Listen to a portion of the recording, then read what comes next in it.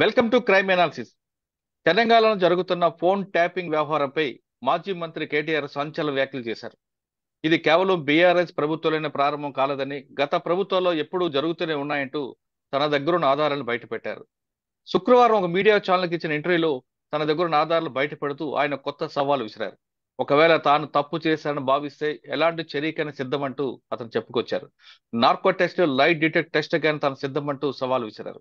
ఇప్పుడున్న సీఎం కూడా తన ప్రత్యర్థులు ఎవరున్నారో డిప్యూటీ సీఎంలు గాని, మాజీ మంత్రులు గాని, ప్రస్తుతం ఉన్న మంత్రుల యొక్క ఫోన్ ట్యాపింగ్ చేస్తున్నారంటూ అతను ఆరోపించారు. ఇవన్నీ కాకుండా కేవలం కేసీఆర్ కులాన్ని టార్గెట్ చేస్తున్నారని గతంలో పనిచేసిన ఐపీఎస్ అధికారులు ఎందుకు ప్రశ్నించలేదంటూ అతనికి సరికొత్త వివాదాన్ని బయట తీసుకొచ్చారు. ఇదే అంశంపై మనతో మాట్లాడడానికి హైకోర్టు అడ్వకేట్ స్కాట్లాండ్ నుంచి రాజీవ్ రెడ్డి గారు ప్రస్తుతం లైవ్ లో ఉన్నారు. ఆయన అడిగి ఇది ఎంతవరకు వాస్తవాన్ని విషయాన్ని అనేది తెలుసుకుందాం. సార్ నమస్తే అండి. నమస్తే సార్, కేటీఆర్ గారు నిన్న ఒక ఛానల్కి ఇంటర్వ్యూ ఇస్తూ కొత్త కొత్త అంశాలు బయట తీసుకొచ్చారు. అక్కడ యాంకర్ అడుగుతున్న ప్రశ్నకి సమాధానం చెప్పకుండా దాటవేసే ధోరణిలో ఇది ఇప్పుడు కాదు, మన్మోహన్ సింగ్ గారి దగ్గర నుంచి జరుగుతుందంటూ ఆయన కొన్ని తన దగ్గర ఉన్న ఆధారాలు చూపించుకుంటూ కేసు ఆ వాదనని పక్కదోవ పెట్టే దానిలాగా అనిపిస్తుంది. ముఖ్యంగా చెప్తే ఇది మన్మోహన్ సింగ్ గారి నుంచి జరిగింది, గతంలో చాలా జరిగాయి, ఇది కేవలం బీఆర్ఎస్ ప్రభుత్వం ఒకటే చేయలేదు, అంతేకాకుండా ప్రస్తుతం ఉన్న ప్రభుత్వం కూడా చేస్తుందంటూ ఒక ఆరోపణ చేశారు.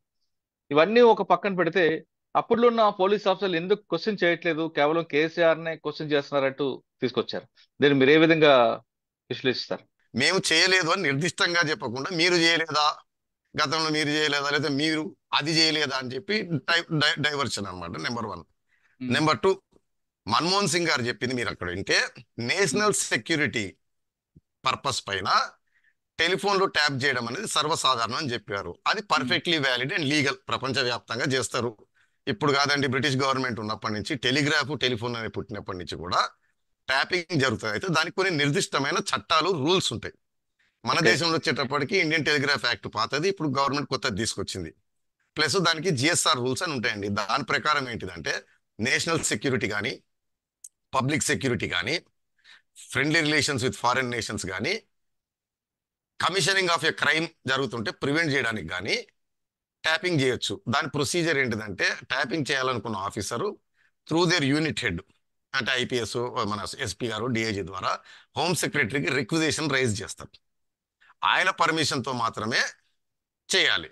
దాంట్లో మోస్ట్ ఇంపార్టెంట్ ఏంటంటే మన ప్రజలకు చాలా మంది తెలియదు ఏంటంటే ఎట్టి పరిస్థితులలోనూ ఏ రీజన్ అయినా సరే ఎలక్టెడ్ రిప్రజెంటేటివ్ ట్యాప్ చేయడానికి వీల్లేదు. ఆ రిక్విజిషన్ స్లిప్ లో లాస్ట్ ఒక కాలం ఉంటుందండి. వీళ్ళు డిక్లేర్ చేస్తారు the target is not an elected representative అని, అప్పుడు మాత్రమే ఇస్తారు. అలాగే ట్యాపింగ్ చేయడం వ్యాలిడ్, లీగలు. అదే మన్మోహన్ సింగ్ గారు చెప్పారు, మేము ట్యాపింగ్ చేస్తున్నామని అనలేదు, నేషనల్ సెక్యూరిటీ కోసం ట్యాపింగ్ చేయడం సర్వసాధారణం అని చెప్పారు. సో ఆయన దీన్ని డైవర్ట్ చేసుకొని కాంగ్రెస్ వాళ్ళు చేయలేదని అక్కడి నుంచి ఆయన పోతూ సెకండ్ ఏం చెప్పారంటే గత ప్రభుత్వాలలో శంకర్రావు గారు అలిగేషన్ చేశారు, పొన్నం ప్రభాకర్ గారు అలిగేషన్ చేశారు, అది దానికి వచ్చారు. సో దాని గురించి నేను చెప్తే అది చేశారో లేదో ఎవరికి తెలియదు. వారు అలిగేషన్ అయితే చేశారు, అనుమానం చెప్పారు, దానిపైన ఏది జరగలేదు. ఇక్కడ మీరు చేశారన్న ప్రశ్నకి అక్కడి నుంచి తీసుకుని వస్తున్నాడు ఆయన. అవును, ఈయన నిర్దిష్టంగా మేము చేయలేదు, మాకు సంబంధం లేదు అని చెప్పాలి. అక్కడి నుంచి ఆయన టాపిక్ ని తీసుకొస్తూ నేను చెయ్యలేదు అని మొదలు పెట్టారు. అక్కడ రజనీకాంత్ గారు స్పెసిఫిక్ గా క్వశ్చన్ అడిగారు, మీరంటే మీ ప్రభుత్వం అన్నారు. ఆయన దాన్ని దాటవేస్తూ అదే నేను చెప్తున్నాను రజనీకాంత్ అని అంటూ ప్రభుత్వం అని అనకుండా ఇక్కడ చాలా తెలివిగా నేను చెయ్యలేదు అని అంటున్నాడు. ఆయన సమాధానంలో ఆయన ప్రభుత్వం చేయలేదని చెప్పట్లేదు, కేసీఆర్ గారు అని చెప్పట్లేదు, నేను చేయలేదు, నేను చేయలేదు అంటున్నారు. ఆయన చెప్పండి, కరెక్ట్ గా చెప్పదలుచుకుంటే నేను గాని కేసీఆర్ గారు గాని మా ప్రభుత్వంలో ఎవరు గాని మా ప్రభుత్వము ఇట్లా ఇల్లీగల్ ట్యాపింగ్ చేయలేదు అనేది చెప్పాలి. అవును, చెప్పకుండా చాలా తెలివిగా దాటవేసి, అంటే రజనీకాంత్ స్పెసిఫికల్ గా అడిగాడు, అంటే మీ ప్రభుత్వం అంటే అదే రజనీకాంత్ గివ్ మీ 1 minute అనేది అంటూ నేను చేయలేదు అని మళ్ళీ తిప్పాడు. ఇప్పుడు కూడా ప్రభుత్వం వేసే కేసులో దాంట్లో అంటే బయట సోషల్ మీడియాలో జరుగుతుంది కానీ కేటీఆర్ అని ఎక్కడ నిర్దిష్టంగా చెప్పలేదు. అవును, కొంతమంది పోలీస్ ఆఫీసర్లు చేశారని చెప్తుంటే దానికి అన్వయించుకొని ప్రభుత్వ పెద్దల ఆజ్ఞతోటో లేకపోతే సజ్ఞతోటో అంగీకారంతో వారికి తెలిసి చేస్తున్నారు అనేది తిరుగుతూ ఉంది. సో ఆయన స్పెసిఫికల్ గా మా ప్రభుత్వము మా ప్రభుత్వంలో ఎవరు, లేకపోతే వారి తండ్రి గారైనా ముఖ్యమంత్రి గారు అవును. లేకుండా నేను నేను నేను అంటున్నాడు ఆయన. ఉమ్. అది సో ట్రైంగ్ టు చేయడానికి ట్రై చేస్తున్నాడు. సార్, ఆయన ఇంకొక విషయం తీసుకొచ్చారు. నేను ఎలాంటి తప్పు చేయలేదు. ఒకవేళ తప్పు చేస్తే ప్రభుత్వం మీ చేతిలో ఉంది కాబట్టి మీరు నార్కో టెస్ట్ అయినా లైట్ డిటెక్ట్ టెస్ట్ అని పెట్టినా నేను సిద్ధంగా ఉన్నాను. ఆయన ఎక్కడ కూడా మళ్ళీ అంటే మనం ఏమంటారంటే మళ్ళీ తెలివిగా దాట్ డైవర్ట్ చేసేదన్నమాట. ఫస్ట్ నేను ఇంతకుముందు చెప్పినట్టు నేను చేయలేదు అని అంటున్నాడు. ఆయన చేశారు ట్యాపింగ్ అని ఎవరు అనట్లేదు. ఉమ్. వారి ప్రభుత్వం ఆఫీసర్లు చేశారు. ఆ చేయడం వెనకాల ప్రభుత్వతోటి కానీ సంఘతోటి కానీ కన్సెంట్ తోటి కానీ చేశారు అనేది జరుగుతున్న ప్రచారం. ఆయన మా ప్రభుత్వము ముఖ్యమంత్రి గారు కేసీఆర్ గారు అని అనట్లేదు. నేను నేను అని మళ్ళీ అంటున్నారు. స్పెసిఫిక్ గా ఆయన ట్యాపింగ్ చేశారని అనట్లేదు. అవును. వెనకాల ఉన్నారు వాళ్ళు అంటున్నారు. దాంట్లో ఈయన కూడా ఉండొచ్చు అని. రెండోది లై డిటెక్టర్ ప్రభుత్వం ఏమంటున్నాడంటే నేను సిద్ధము లై డిటెక్టర్ కి నార్కో అనాలిసిస్ కి టీవీ9 స్టూడియోలో వచ్చి చేస్తాను అని అన్నాడు. ఉమ్. అంటూ అది అన్కండిషనల్ కాదండి, ఆ. కండిషనల్ గా చెప్తా ఉన్నాడు. రేవంత్ రెడ్డి గారు కిషన్ రెడ్డి గారు కూడా వచ్చి చేస్తేనే చేస్తాను లేకపోతే లేదు అంటున్నాడు.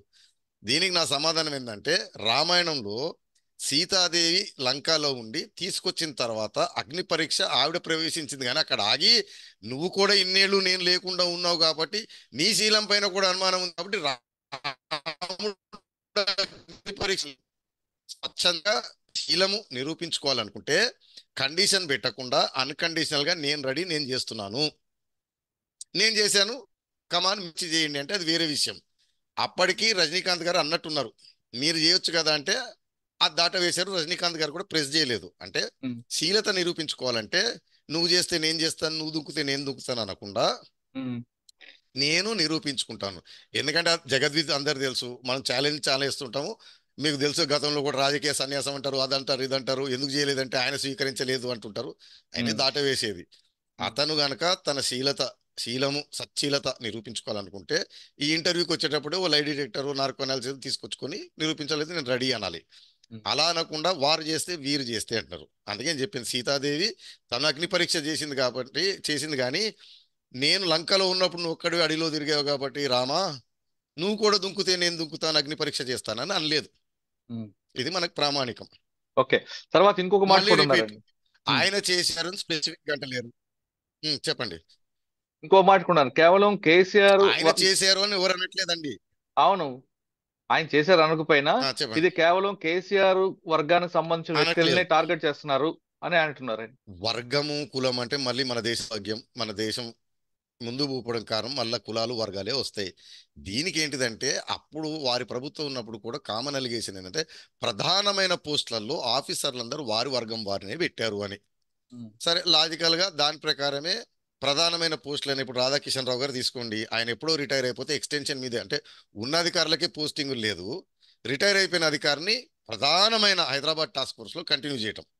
అవును. ప్రభాకర్ రావు గారు ఎన్నడో రిటైర్ అయిపోతే పోస్టింగ్ లేక వారు ఎదురు చూస్తుంటే వారిని పక్కన పెట్టి వేరే కేపబుల్ ఆఫీసర్స్ ఉన్నట్టు లేకుండా వారిని ఎక్స్టెన్షన్ మీద కంటిన్యూ చేయడం, లేదా కొంతమంది రిటైర్ అయిపోయిన వాళ్ళని ఓఎస్డీల కింద కంటిన్యూ చేయడం. సో వారు ఎవరినైతే నియమించారో ఆ పదవులలో ఫర్ ఎగ్జాంపుల్ ట్యాపింగ్ అనుకోండి, అది ఇంటెలిజెన్స్ ఏజెన్సీలు చేస్తే ఇంటెలిజెన్స్ కి హెడ్ కింద ప్రభాకర్ రావుని పెట్టారు, అవును. టాస్క్ ఫోర్స్ కి రాధాకిషన్ రావు గారిని పెట్టారు, అవును. వారికి అసిస్టెంట్ కింద ప్రకారం ప్రణీత్ రావు గారు, భుజంగరావు గారు. సో యాదృచ్ఛికంగా ఆ కరెక్ట్ పదవులలో పాసిబిలిటీ ఆఫ్ ట్యాపింగ్ ఎక్కడైతే ఉంటుందో వీరు నియమించిన అధికారులు వారి వర్గం వారే కదా. అవును. అవతల వారిని మా వర్గం అని అనేముందు ఉమ్. వారి వర్గం వారిని వారే కదా పెట్టుకుంది. అవును. అంటే ఇంకో మాట అందుకని ఇది కూడా వస్తుంది. ఉన్నారండి. అంటే ఇది కూడా ఇంకో చెప్పండి మాట చెప్పండి. కూడా ఉన్నారు. అప్పట్లో పనిచేస్తున్న మహేందర్ రెడ్డి గారు కానీ, శివధర్ రెడ్డి గారు కానీ, రవి గుప్తా, సజ్జనార్ వాళ్ళు ఎందుకు క్వశ్చన్ చేయట్లేదు అంటూ కేటీఆర్ అంటున్నారు. అంటే దానికి నా సమాధానం ఏంటిదంటే ఈ ఇన్వెస్టిగేషన్ ఇప్పుడే మొదలైంది. తర్వాత ఇది చాలా కాంప్లికేటెడ్ టెలిఫోన్ ట్యాపింగ్ వ్యవహారం అనేది. నార్మల్ క్రైమ్ లోనే చాలా నాళ్ళు పడుతుంది. అక్కడ దాకా వస్తుందో లేదో ఉందా లేదా అనేది ఇప్పుడే కాదు, ఇప్పుడు అర్లీ ఆన్ అంటే ఎవరు చేశారు ఎవరెవరు చేశారు దగ్గరే తిరుగుతుంది. దాని తర్వాత ఎవరు చేపించారు ఎలా జరిగిందనేది వస్తుంది. సో ఇది ఇప్పుడు చాలా అర్లీ ఆన్. ఆ మాటకి లాజిక్ లేదు. ఇప్పుడు ఇన్వెస్టిగేషన్ మొదలైంది, అది ఎక్కడ దాకా పోతుంది ఏం పోతుంది అనేది ఇంకేమీ తెలియదు. అవును. అంటే కాబట్టి దీనికి ఈ అదే నేను కేసీ చెప్పేది, ఓన్లీ పొలిటికల్ పొలిటికల్ చేస్తున్నారు వారి వర్గం గారు కాబట్టి వీరిని ఎందుకు చేయట్లేదు అనేది ఆయన పొలిటికల్. ఓపిక పడితే కొన్నాళ్ళు ఆగితే పోతుందా లేదా, అక్కడ దాకా పోయిందా లేదా తెలుస్తుంది. అర్లీ ఆన్ అనమాట. ఇప్పుడు దానికి ఎటువంటి లాజిక్ లేదు. ఓకే. కానీ నాన్ స్టార్టర్ క్వశ్చన్. కానీ ఇప్పుడు ఈ కేటీఆర్ గారు అన్న మాటకి సీనియర్ ఆఫీసర్లు ఏం చెప్తున్నారంటే, ఇది లీగల్ గా అయితే మీరు చెప్తున్నట్టు ప్రొసీజర్ ప్రకారం మాకు వస్తుంది, మా రెస్పాన్సిబిలిటీ ఉంటుంది. ఇది ఇల్లీగల్ దుకాణం కాబట్టి మాకు తెలియకుండా జరిగే దానికి మాకు సమాధానం, మాకు రెస్పాన్సిబిలిటీ ఎక్కడ చేస్తారంటూ వాళ్ళు అంటున్నారు. మీరు చెప్పినట్టు పైవారు చెప్పడం కరెక్ట్, అంటే మీరు చెప్పింది కరెక్ట్. దీంట్లో పార్ట్ ఏంటిదంటే ఇల్లీగల్ ఇంటర్సెప్షన్ అయితేనేమో వీరెవరికి సంబంధం లేకుండా వారికి తెలియకుండానే చేయటం అవును. ఒకటి. రెండో విధం కూడా ఇల్లీగలిటీ ఎక్కడంటే లీగల్ గానే పర్మిషన్లు తీసుకొని చేయడం. లీగల్ గా తీసుకున్న పర్మిషన్ ని ఎక్సీడ్ అయ్యి క్రాస్ ఉమ్, ఓవర్ అయ్యి చేయడం. చాలా చాలా నేరాలు లీగల్ గా మొదలయ్యి ఇల్లీగల్లోకి వెళ్తాయి. అంటే ఇప్పుడు వారు secretary permission, home secretary permission, DGP గారి పర్మిషన్ తీసుకొని ఉంటారు. ఉమ్, తీసుకున్నప్పుడు ఎక్విప్మెంట్ యూజ్ చేసి వేరే వాళ్ళని చేయడం కూడా జరుగుతుండొచ్చు. సో రెండు ఓకే. రకాలు మీరు అన్నట్టు. ఇల్లీగల్ అయితేనే వారి ప్రమేయమే ఉండదు. ఉమ్, టోటల్గా ఇల్లీగల్ అయితే ఉమ్, కాస్త లీగల్ గా సెక్రటరీ, హోమ్ సెక్రటరీ గారి పర్మిషన్ వగేరా తీసుకొని, ఉమ్, బట్ చేసిందేమో వేరేది. అవును. అక్కడి నుంచి ఇల్లీగాలిటీ అనమాట. సో బట్ ఇప్పుడు మనం ఏ కంక్లూజన్ రాలేము, ఇన్వెస్టిగేషన్ ఇప్పుడే మొదలైంది. అవును. సార్, ఇంకొక మాట కూడా కేటీఆర్ గారు చెప్తున్నారు. నా ఫోన్ కూడా ట్రాప్ అయింది, ఐఫోన్ నుంచి నాకు మెసేజ్ వచ్చిందంటూ అతను కూడా ఒక మెసేజ్ చూపించారు. ఇది కూడా ఏంటంటే భారతదేశంలో ప్రజలకు అంత అవగాహన లేకపోవడానికి ఇవన్నీ వాడుకుంటూ ఉంటారండి. ప్రపంచవ్యాప్తంగా యాపిల్ కంపెనీ నుంచి రెగ్యులర్ గా ఈ మెసేజ్లు అందరికీ వస్తాయి, మీకు నాకు అందరికీ. ఏదైనా సస్పిషియస్ యాక్టివిటీ ఉంటే నెంబర్ 1 పంపిస్తుంది. సెకండ్ థింగ్, ఆ నోటిఫికేషన్ ఉంటుంది మే హ్యావ్ బీన్ అని, ఉమ్, ఉండొచ్చు అని, జరిగింది అదే. అనరు. ఉమ్, మూడోది, గవర్నమెంట్ చేసింది ఎవరు చేసింది అనేది తెలియదు. Maybe any agency. స్కామర్లు, ఉమ్, హ్యాకర్లు కూడా చేసి ఉంటారు. సో దాంతో ఆయన లింక్ చేసేసి కేంద్ర ప్రభుత్వం చేస్తుంది అనడం తప్పు. దీనికి ఇంకొకటి కూడా ఉంటుంది. యాపిల్ నుంచి జెన్యున్ మెసేజ్లు కాక స్కామ్స్టర్ దొంగ మెసేజ్లు కూడా పంపిస్తారు. అవి లింక్ చేస్తే మీకు ఫోన్ హ్యాక్ చేస్తారు. సో అదో ఇదో కూడా తెలియదు. సైబర్ క్రైమ్ ఒకవేళ అది పంపిస్తుంటారండి. అది నిజంగా ఫోన్ తీసుకుని వెళ్ళి కంప్లైంట్ ఇవ్వచ్చు. ఆయన ఉమ్, తీసుకెళ్ళి ఏమంటారు దానికి టెక్నీషియన్లు, ఎక్స్పర్ట్లు ఉంటారు, వాళ్ళతోటి డీసెక్ట్ చేయించి దాన్ని తీసి బయట పెట్టవచ్చు. ఊరికే నోటిఫికేషన్ పట్టుకొని జరిగింది అని చెప్పడం అది తప్పు. సాధారణంగా వస్తూ ఉంటాయి అవి. సార్, ఫైనల్ గా చెప్పండి.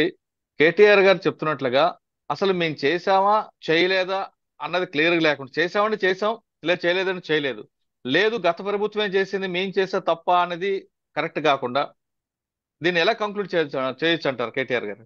అంటే ఇప్పుడు గతంలో రేవంత్ రెడ్డి గారు నేను అక్కడికి వచ్చి అది వైట్ ఛాలెంజ్ అని బ్లడ్ ఇస్తానని చెప్పి అక్కడ నిలబడ్డాడండి.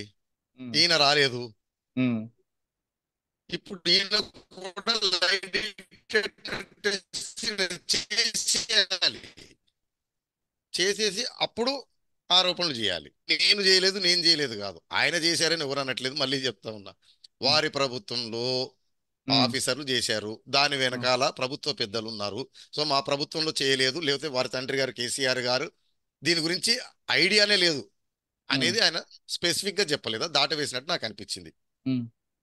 సార్, ఇంకొక మాట కూడా అన్నారండి.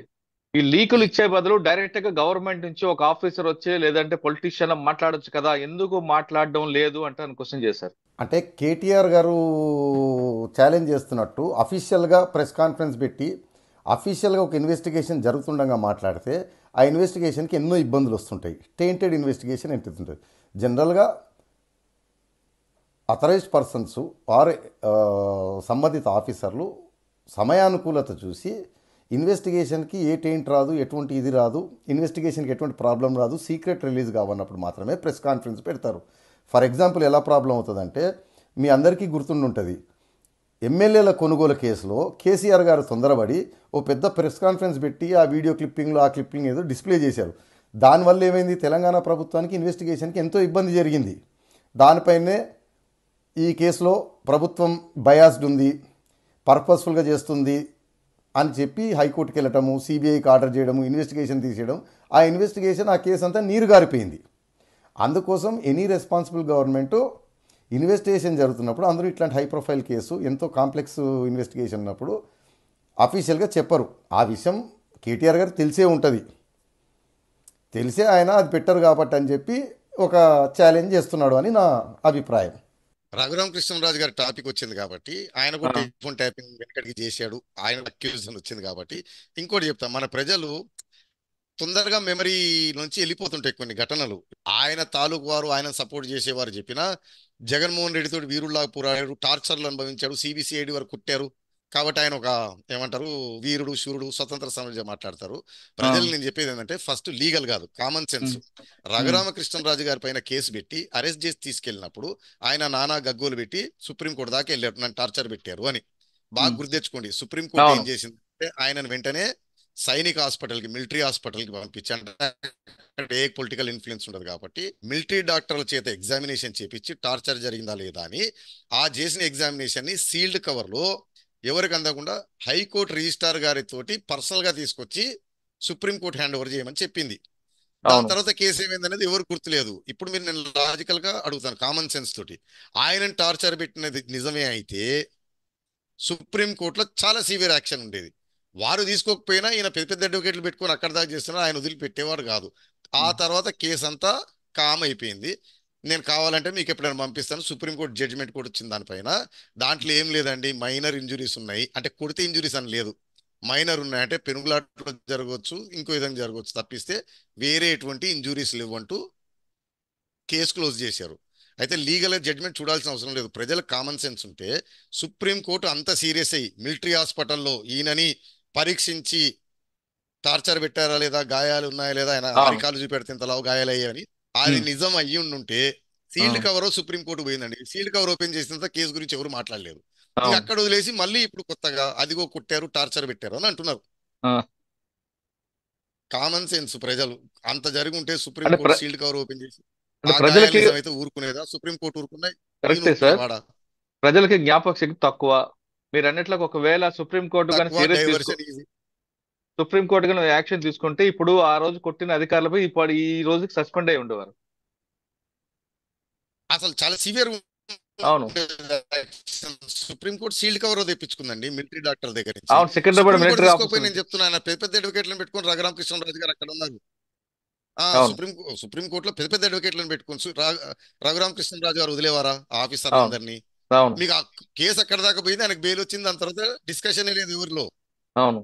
కామన్ సెన్స్ జడ్జ్మెంట్ చూడక్కర్లేదు. కొట్టింది నిజమైతే, టార్చర్ పెట్టింది నిజమైతే ఉమ్, దాని తర్వాత యాక్షన్ ఉండాలి కదా, లేదు. అది నేను చెప్పదలుచుకున్నాను. సో మన దగ్గర ఏంటంటే పొలిటికల్ లీడర్లకి ఇది వెసులుబాటు అయిపోయింది, అదే. ప్రజల మైండ్ డైవర్ట్ చేయటం, ఉమ్, ఇలాంటివి ఏదేదో వచ్చి మాట్లాడడం మీడియాలో వచ్చి లేకపోతే పబ్లిక్ ముందుకు వచ్చి సంబంధం లేకుండా లింక్ లేకుండా వారిపైన వచ్చిన. ఇప్పుడు పాతకాలంలో లాల్ బహదూర్ శాస్త్రి గారండి, నేను ఒక మాట చెప్తానండి, కేసీఆర్ ప్రభుత్వంలో ఆఫీసర్లు చేశారు కదా, అవును. వీరి ప్రమేయం ఉన్నా లేకపోయినా బాధ్యత కాదా?